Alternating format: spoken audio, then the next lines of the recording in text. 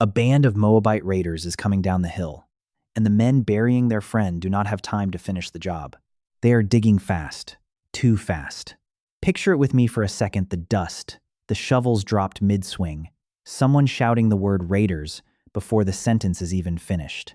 When the enemy appears on the ridge, the burial party does the only thing there is time to do. There is a tomb nearby, a stone cave cut into the hillside, already sealed once, already holding the bones of a man who has been dead for some time.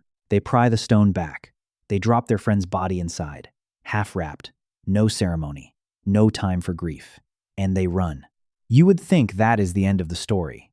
A rushed burial, an unnamed man, a tomb that was not his, on the worst day of his family's life. But something happens in the dark of that cave that nobody in the burial party sees, and nobody in the burial party expects. We will get back to that tomb before this video ends. Stay with me, because there is a version of this story you have probably never heard in church, and it is the strangest one on this list. Here is what I want you to know before we go any further. This is not a list of the Bible's greatest hits. This is not the parting of the Red Sea, or the walking on water, or the raising of Lazarus, the miracles you already know, the ones stitched into stained glass windows and Sunday school felt boards until they stop feeling strange at all. This is not something your pastor is likely to preach on this weekend. This is the other Bible, the uncomfortable one.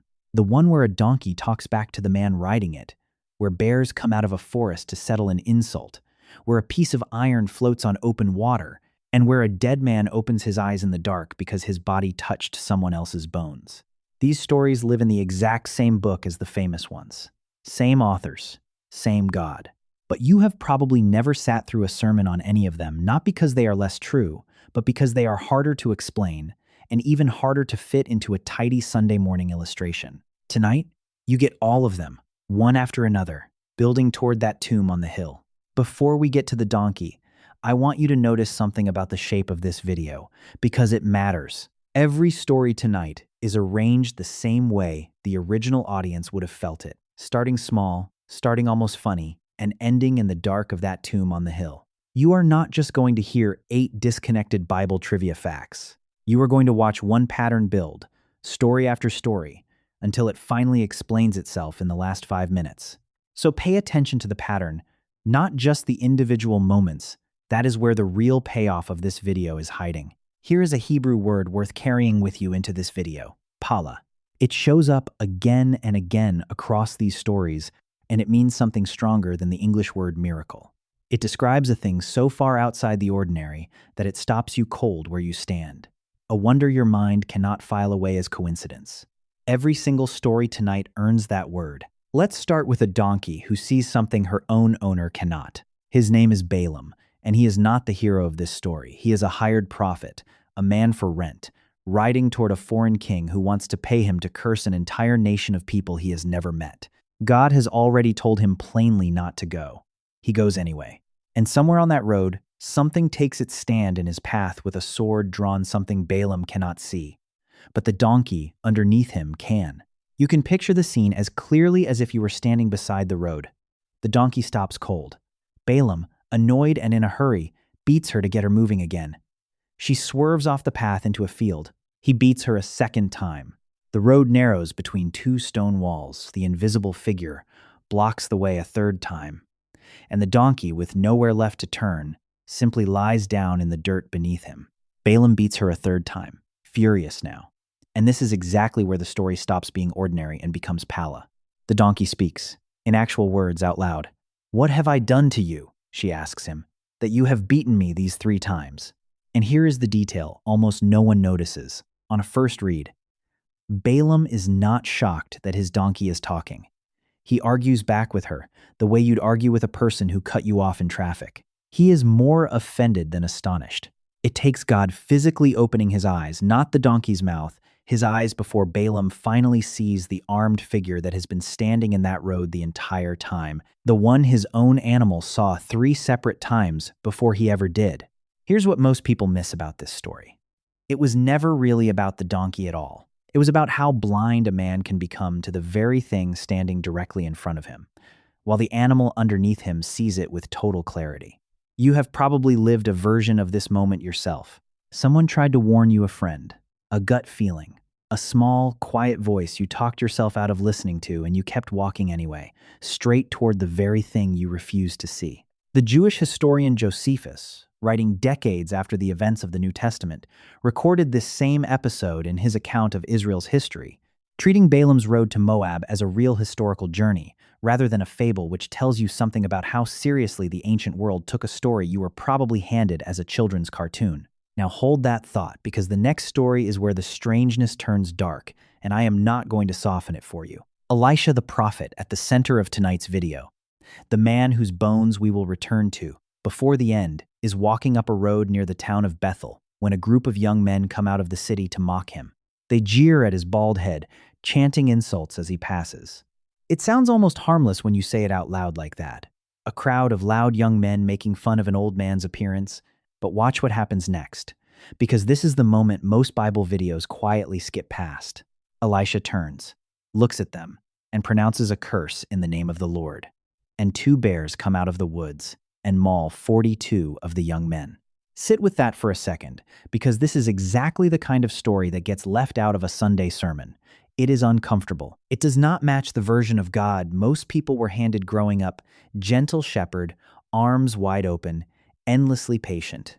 Scholars who study the original Hebrew point out that the word used here for young men can describe not small children, but a rowdy, threatening group old enough to genuinely endanger a lone traveling prophet, in a culture where mocking God's appointed messenger was never treated as harmless teasing. It was treated as open contempt for the God who had sent him. That context does not erase the horror of the moment. It reframes it.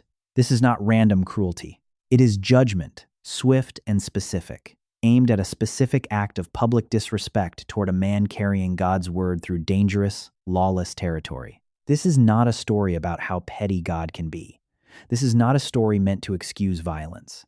This is not a comfortable bedtime story for children. This is a story about what it can cost to treat the sacred as a punchline, and the Bible includes it, unedited, uncensored, because it is not trying to make God comfortable for you.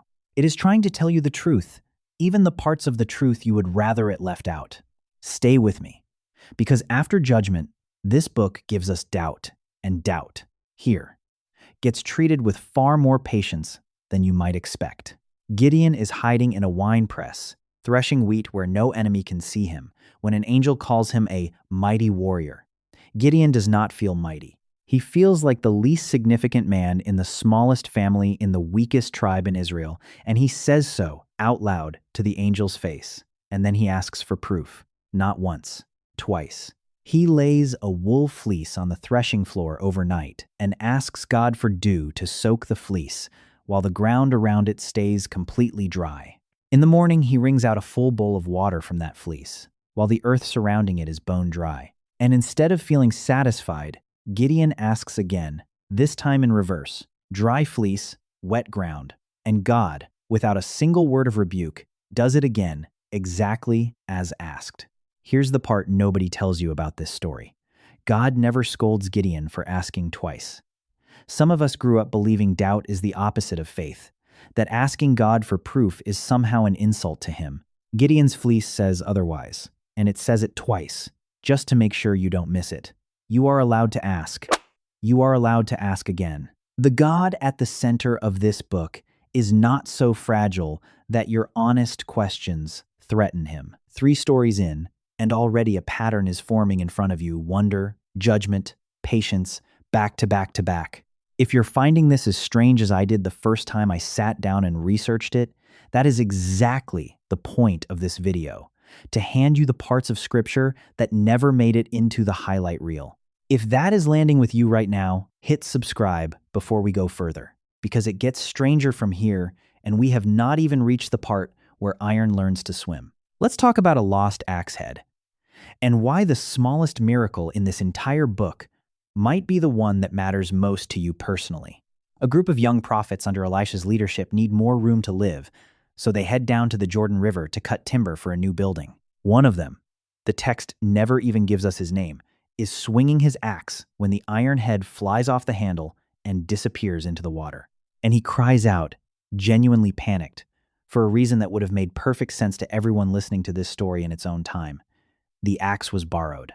In a world where iron tools were rare and expensive, losing someone else's axe head was not a minor inconvenience you could laugh off. It was a debt this man likely could not repay in his lifetime. Think about how humiliating this moment would have felt in real time. He is standing in front of his friends, in front of a respected prophet, having just destroyed something that was never his to lose in the first place. There is no version of this where he walks away looking competent. And that is exactly the kind of moment most of us try to hide from everyone around us, let alone bring to God in prayer. But this man does neither. He cries out immediately, in front of everyone, admitting the mistake out loud before he has any idea whether help is even possible. Elisha asks him one simple question: where did it fall? The man shows him the spot. Elisha cuts a stick, throws it into the water at that exact place, and the iron axe head rises to the surface and floats there, plainly, in front of everyone watching. "Take it," Elisha says, and the man reaches out and picks up a piece of metal that has no business floating on anything. This is the smallest miracle in the entire Bible, and maybe that is exactly why it matters so much. No armies here, no plagues, no parted sea, no cosmic stakes. Just one anonymous, embarrassed man and a debt he could not pay, and a God who apparently cared enough to bend the laws of physics for a problem most of us would call too small to bring to him in prayer. You have probably had a version of this moment yourself, some ordinary crisis that felt far too small to bother God with. A bill you couldn't cover, a tool you broke, a mistake that wasn't even your fault, but still kept you up at night. This story says otherwise. This story says, nothing you carry is too small. Now watch what happens next, because the following miracle does not bend the laws of physics for one man's lost axe head. It bends them for the sun itself and for a king who is dying. King Hezekiah is sick, and Isaiah the prophet has already told him plainly to put his affairs in order, because the king is not going to survive whatever illness has taken hold of his body. And Hezekiah does something almost nobody expects a proud king to do. He turns his face to the wall, and he weeps and he prays, reminding God of his own faithfulness. And God sends Isaiah straight back with different news. 15 more years of life, starting now. But Hezekiah wants a sign. Something visible. Something no one could later explain away as coincidence or wishful thinking. So Isaiah offers him a choice tied to a stairway near the palace, a structure that also functioned as a kind of sundial, where a moving shadow marked the hours as the sun crossed the sky above the city. God gives Hezekiah two options. The shadow could move forward 10 steps, the easy version, the expected direction. Everything in creation already moves. Or it could move backward 10 steps against the sun's own motion. The version that defies the one force every ancient civilization on Earth used to measure the unstoppable forward march of time. Hezekiah chooses backward, the harder sign, the impossible one. And the text tells us plainly the shadow retreats, 10 steps, against the sun. Whatever the exact mechanism behind this event, ancient readers understood the claim being made with total clarity. The one thing in creation nobody had ever seen.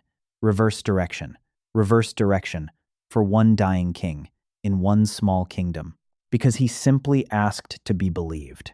This is not a story about a sundial. This is not a story about astronomy or ancient timekeeping or a clever coincidence someone later exaggerated. This is a private sign, given to one frightened, dying man by a God who was apparently willing to bend the movement of the sun itself, just so one person could believe he had truly been heard. Here's what most people miss. The two biggest miracles you've heard so far in this video, a floating axe head and a sun that runs backward, both happened for exactly one person each. Not a nation, not an army. One anonymous prophet in training. One dying king behind closed doors. If God will do that for an audience of one, that should change what you're willing to believe. He might still do for you in whatever small or overwhelming thing you're facing right now.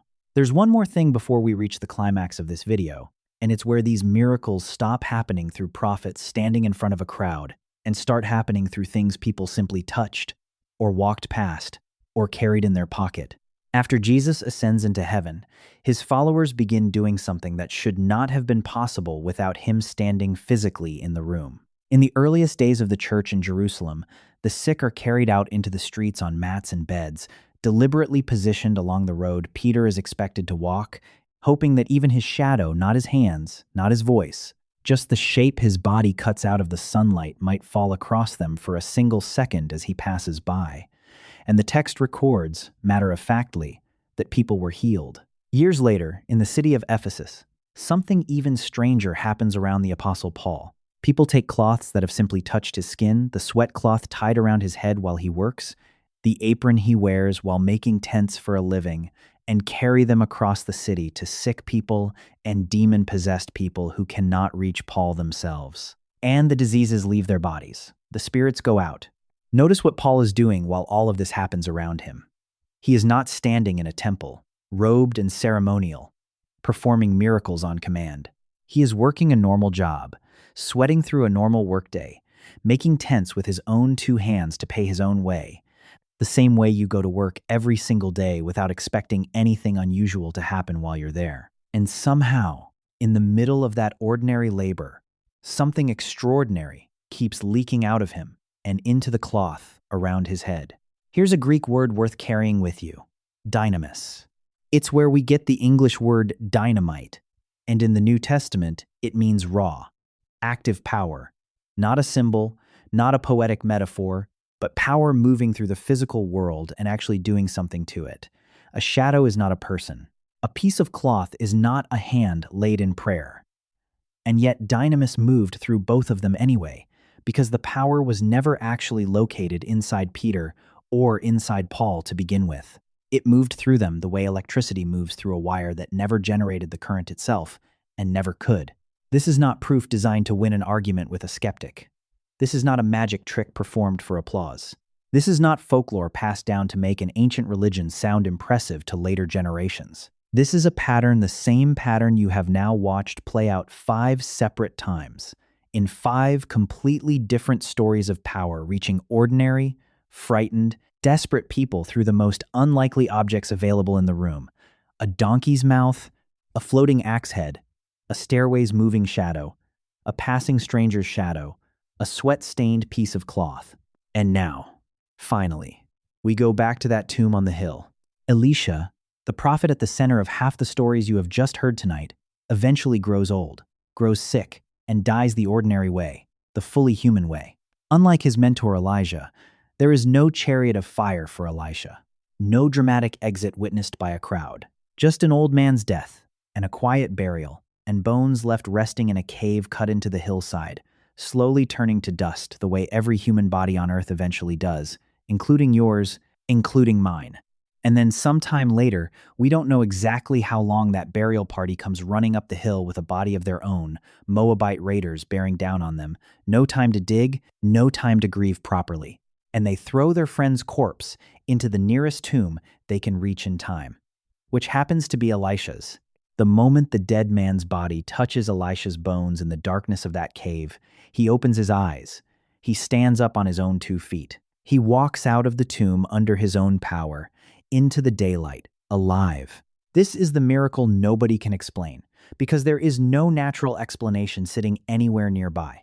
Elisha did not lay hands on this man. Elisha did not pray over him. Elisha did not even know his name. Elisha had been dead for who knows how many years by the time this happened to him. And still, something lingering in those bones, some trace of the same dynamis that once made an axe head float and a passing shadow heal the sick, was enough to pull a dead man back into his own body, in total darkness, with no one even watching it happen. Picture a modern funeral for a moment, right alongside this ancient one. The quiet room, the closed casket, the finality that settles over everyone in that space when someone you love is truly gone, and every part of your body understands there is no undoing it, no matter how hard you wish otherwise. That is the wall every human being eventually runs straight into. And this strange, almost throwaway verse, buried in the middle of a long historical book most people skip entirely, is the Old Testament quietly putting the first crack in that wall centuries before an empty tomb outside Jerusalem would put a far bigger one there for good. Here's what most people miss about this story. It was never really about Elisha at all. It never was, from the very first miracle tonight to this last one. Every single wonder you have heard about: the donkey, the bears, the fleece, the axe head, the sundial, the shadow, the cloth, and now the bones carries the exact same fingerprint. None of these people held the power inside themselves. Not Balaam's donkey, not Gideon, not the nameless man who lost his borrowed axe, not Peter, not Paul, not even Elisha, once he was already dead and buried. The power moved through every one of them, the way light moves through a window without the glass ever producing a single photon of its own. That is the real pattern sitting underneath every strange miracle in this entire video. This is not a story about how impressive ancient prophets happen to be. This is not a story designed to win a debate with someone who does not believe a word of it. This is a story about a God who has never once needed the person, the animal, or the object involved to be impressive before he works through it.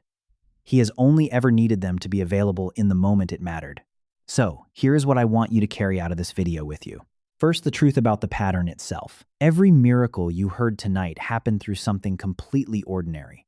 An animal, a piece of iron, a moving shadow, a stairway, a sweat-stained rag, a pile of forgotten bones. God has never once required an impressive vessel to work through. He has only ever required an available one, and you are more available than you probably give yourself credit for. Second, the truth about what that means for your own life. If God can work through a borrowed axe head and a dead man's bones, then the ordinary, unimpressive parts of your own life, the parts you would never dream of putting in a highlight reel, the parts you're almost embarrassed by, are not disqualified from being used. They may be exactly where he shows up next, when you least expect it. Third, and this is the one I want you to actually sit with tonight. Every single person in these 8 stories was afraid, doubting, embarrassed, or already dead before their miracle happened. Balaam was blind to what was standing right in front of him. The man at the river thought his mistake was too small to matter to anyone, let alone to God. Hezekiah was terrified of dying alone behind palace walls, and the man thrown into Elisha's tomb was already gone, already past the point anyone thought mattered anymore. The miracle never once waited for any of them to get their act together first. It met every single one of them exactly where they were, mid-panic, mid-doubt, mid-death, and it was enough. So tell me, which one of these 8 moments hit you the hardest? Was it the donkey who saw what her own owner could not? Was it the bones in that tomb that nobody saw coming? Drop it in the comments below, because I read every single one, and I am genuinely curious which strange, forgotten miracle stayed with you the longest after watching this. Because that is the real story, hiding underneath every strange, uncomfortable, forgotten miracle in this ancient book. It was never really about how strange the miracle looked from the outside, or how hard it is to explain, or how many sermons never mentioned it. It was always about who was strange enough, patient enough, and present enough to work through the most unlikely things sitting in the room. And if these 8 stories are telling the truth, he still is. You came into this video expecting the famous stories, and I gave you the forgotten ones instead. A donkey with better eyesight than her owner. A judgment too dark for most Sunday mornings. A doubting man who got to ask twice. A borrowed axe head that mattered enough to bend physics. A dying king who got the sun itself to move backward. A shadow and a rag that carried power that was never theirs to keep. And a dead man's bones that did what nothing else in the natural world could do. 8 strange, uncomfortable, half-forgotten stories, and every one of them pointing at the same quiet truth. You do not have to be strong, ready, or impressive for this to reach you. You only have to be there.